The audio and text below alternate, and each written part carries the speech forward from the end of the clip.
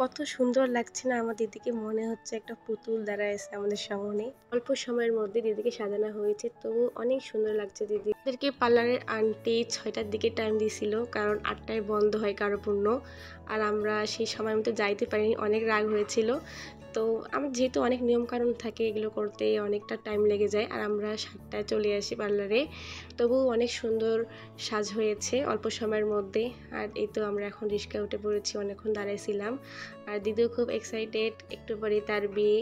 তারপরে হচ্ছে আমরা বাসায় চলে আসি, আর বাসায় এসে দেখি নাচ হচ্ছে। আর এই সময় আমাদের একটা নিয়ম থাকে, ওই নিয়মের সময় অনেক নাচ গান হয়। এখানে হচ্ছে একটা আমার মাসি আর একটা হচ্ছে সম্পর্কে দিদি হয়, তারা নাচ করছিল। গরমে বিয়ে, তবু কারো নাচ বন্ধ হচ্ছে না। আর এই দিনটা আবার কবে ফিরে পাবো তা ঠিক